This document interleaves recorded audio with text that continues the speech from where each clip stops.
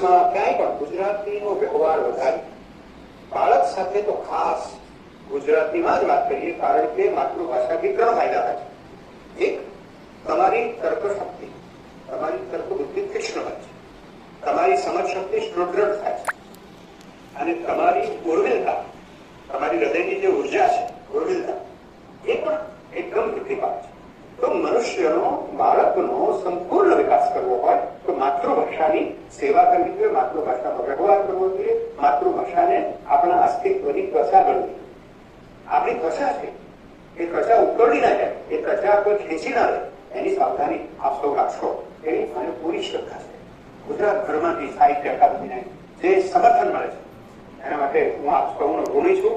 અને ફરી એકવાર આપણે સૌ આવો સાથે ગાઈએ, સદા સૌમ્યસી ગઈ ભવે ઉભરાતી, મળી માતૃભાષા મને ગુજરાતી. તો બહુ જોરથી કહીએ, હૃદયથી કહીએ, દૂર દૂર સુધી સંભળાય એવી રીતે કહીએ, જય ગુજરાતી, જય ગુજરાતી, જય જય ગુજરાતી. મને બંગાળ સાહિત્યના 3 શબ્દો બહુ ગમે: માં, માણસ અને માટી. બંગાળ સાહિત્યમાં માના 2 છે. દરેક બંગાળીને 2 માં હોય છે. એક જન્મદાત્રી માં અને બીજી માં એમની પોતાની ભાષા. એમની પોતાની બાંગ્લા ભાષા, એ એના બાંગ્લા ભાષાને એટલો પ્રેમ કરે છે કે જેટલો એની માં. એ એમ માને છે કે માં, આ 2 માં જે સંસ્કારી હશે તો જ માણસ બનશે. અને જે પોતાની માતૃભાષાથી સંસ્કારી, જે પોતાની માતૃભાષાથી જમીનની સાથે પગ જોડાયેલા હોય, એ માનવ હોય, માણસ હોય. આ 2 શબ્દો ભેગા થાય તો એ હંમેશા જમીનને, માટીને, વાસ્તવિકતાને સ્પર્શીને જ રહેતો હશે. આ જ વાત તમને, આ બંગાળની વાત બધી મને એક વાત યાદ આવી કે આર્યા માતૃભાષા મહોત્સવ, આંતરરાષ્ટ્રીય માતૃભાષા ઇન્ટરનેશનલ મધર ડે, આજે 27મો વર્ષ છે. એની જો ભૂતકાળની વાત કરું તો હાલનું જે બાંગ્લાદેશ છે એ અગાઉ પૂર્વ પાકિસ્તાન તરીકે ગણાતું. 1952માં પૂર્વ પાકિસ્તાન, પશ્ચિમ પાકિસ્તાન બંનેનું રાજકીય વ્યવસ્થા એક જ હતી. ત્યારે બાંગ્લાદેશ થયો, બાંગ્લાદેશ ત્યારે પૂર્વ પાકિસ્તાનમાં પૂર્વ બંગાળ વાત હતી. ત્યારે બાંગ્લાદેશની આખી બાંગ્લા ભાષા હતી. એ ભાષાને દૂર કરી પંજાબી ભાષા પશ્ચિમ પાકિસ્તાનમાં બેઠેલા રાજકીય આંદોલન નક્કી કર્યું. અને ત્યારે વિદ્યાર્થીઓનું સમગ્ર પૂર્વ પાકિસ્તાનની અંદર આંદોલન થઈ પડ્યું.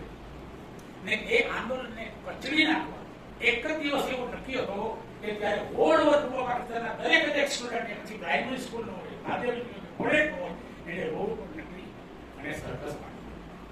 ત્યારે તક સમયે at that time military of Pakistan એને સેંકડો વિદ્યાર્થીઓને મારી. પૂર્વ પાકિસ્તાનની એક શહેરમાં એક વિદ્યાર્થીનું લોહી ન વહેલું હોય એવો કોઈ પ્રસંગ નથી. અને છતાં નેક્સ્ટ ડે બચેલા વિદ્યાર્થીઓએ, ઘાયલ વિદ્યાર્થીઓએ પાછા એ દિવસ હતો 21મી ફેબ્રુઆરી. યુનેસ્કોએ ભાષા પ્રત્યે, માતૃભાષા પ્રત્યે આટલી પ્રબળ લાગણી કોઈ વર્લ્ડમાં જોઈ હોય તો એનો આ ઉદાહરણ. એટલે યુનેસ્કોએ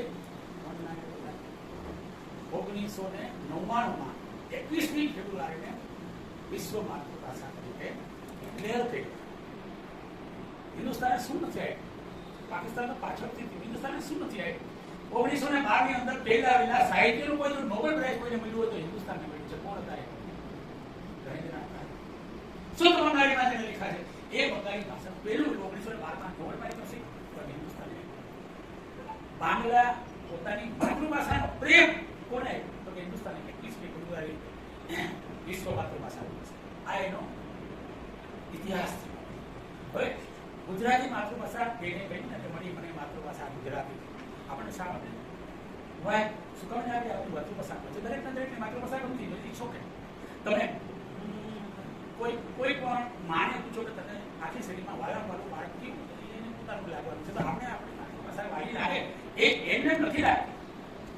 એની પાછળનું બળ છે, એની પાછળની તાકાત છે, એની પાછળનો ઇતિહાસ છે, એની પાછળ સતનો સતવાળો છે, એની પાછળ તાકી તલવાર તે છે, અને એની પાછળ દુશ્મનની સામે લડવાની ઢાલ પર છે. આ ગુજરાતી માતૃભાષા માટે ધણના ડુંગરા બોલે, ધણના ડુંગરા બોલે માતાજી ચાર ભાઈ. હું મારા કોમ્યુનિટી મિત્રોને ઘણીવાર પૂછતો હોઉં છું કે આ ધણના ડુંગરા બોલેનું મને ઇંગ્લિશમાં ટ્રાન્સલેશન રક્ત તરફથી સોસો ધોળી સમાના મળતી આવી કેસર વર્ણી સમન સેવિકા કોમળ સેજ વિછાવે કે ઘાયલ મરતા મરતા રે મારી આઝાદી રક્ત તરફથી સોસો ધોળી કેવું ગુજરાતીમાં મેઘણીઓ રક્ત તરફથી યોદ્ધાઓ સારી છાતીએ રડીએ રક્ત તરફતાને છોટા એવા સોસો યોદ્ધાઓ જાય રક્ત તરફથી સોસો ધોળી સમાના મળતી આવી કેસર વર્ણી સમર સેવિકા કેસર વર્ણી કે તેની ત્યાં જે તેગ ઉપર કેસર વર્ણનું લોહી છે એની થવા સમર સેવિકા કે એવું માથું કરીને સૂતો હોય કેસર વર્ણી સમર સેવિકા કોણ સેજી વિછાવે એ ઘાયલ મરતા આવે આ મેઘાણીનું કાવ્ય લખી મેઘાણીએ અનુવાદ કર્યો છે સંમત સ્ટાર્લિંગ મૂળ કવિતા છે સંમત સ્ટાર્લિંગ તમે વિચાર કરો એ અત્યારે આપણે લાગે કોઈ ગાય આ મેઘાણીનું છે એટલો અનુવાદ ગુજરાતીમાં બળુકો થયો કે સંમત સ્ટાર્લિંગ આપણે બોલી ગયા મનમોહનની તમે કાટ કરે કેટલી વાર સાંભળ્યું છે કોણ છે મેઘાણી મનમોહનની તમે કાટ કરે મનમોહનની તમે એ કોણ છે સાહેબ રવિકાંત ઠાકોર છે અને એનો અનુવાદ બધાને કવિ ગણોત્સવને મારા નમસ્કાર. આજના ખૂબ સુંદર દિવસે માતૃભાષા મહોત્સવની આપણે કવિ સંમેલન દ્વારા જે ઉજવણી કરીએ છીએ એનો પહેલી વખત જે ભાગ લીધો એનો પણ ખૂબ આનંદ છે અને એમાં મારી 2 સ્વરચિત કાવ્ય છે બંને રજૂ કર્યું. પહેલું કાવ્ય છે નારી ઉપર. કેમ કે નારી છે ને આખી જિંદગી એની સંઘર્ષમાં જ વીતી જાય તો કાવ્ય દ્વારા મેં એને બહુ નાનો પ્રયાસ છે બહુ મોટો પણ તમે એને સમજી શકશો મારા શબ્દ દ્વારા. ઈશ્વરનું સુંદર સર્જન નારી, ઈશ્વરનું સુંદર સર્જન નારી, જીવનું સર્જન કરતી નારી, નારીના વિધવિધ અવતાર, નારીના વિધવિધ અવતાર, વિધવિધ ક્ષેત્રે આપે પડકાર. નારી તું ના હારી જગમાં, નારી તું ના હારી જગમાં, ઊભી તું અડીખમ જગમાં. અદમ્ય સાહસથી ભરતી ફાળ, અદમ્ય સાહસથી ભરતી ફાળ, ઊભી તું દુશ્મનો સામે બનતી વિકરાળ.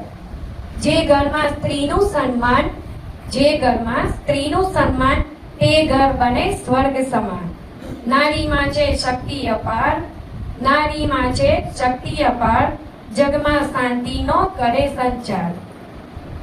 બીજું એક કાવ્ય છે એ મેં રક્તદાન ઉપર લીધું છે. અમૂલ્ય રક્ત સર્જન કરી શકીએ છીએ પણ રક્તનું સર્જન નથી થતું તો રક્તદાન ઉપર મેં એક કાવ્ય લખ્યું હતું અમૂલ્ય રક્ત એ હું રજૂ કરીશ. લાગ્યો મને રક્તની અછતનો આઘાત, લાગ્યો મને રક્તની અછતનો આઘાત, કોને કહું? લીધી જ્યારે મેં રૂગ્ણાલયની મુલાકાત, કોને કહું? આદિ વ્યાધિ ને પૈસાની ઉપાધિઓ, આદિ વ્યાધિ ને પૈસાની ઉપાધિઓ, કોને કહું? હતો ગરીબના માથે મોતનો ભારો, કોને કહું? જોયા મેં વાડકાપમાં રક્ત માટે દોડતા લોકોને, જોયા મેં વાડકાપમાં રક્ત માટે દોડતા લોકોને, થાકી હારીને વળ્યાતા ખાલી હાથ, કોને કહું?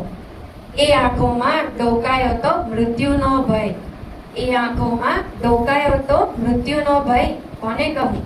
ભગવાને વિનવી જોડ્યા 2 હાથ, કોને કહું? કુદરતના ચમત્કાર સામે વિજ્ઞાનનો આવિષ્કાર વ્યર્થ, કુદરતના ચમત્કાર સામે વિજ્ઞાનનો આવિષ્કાર વ્યર્થ. હાડમાસના તનમાં ન સર્જી શકાયું રક્ત, કોને કહું?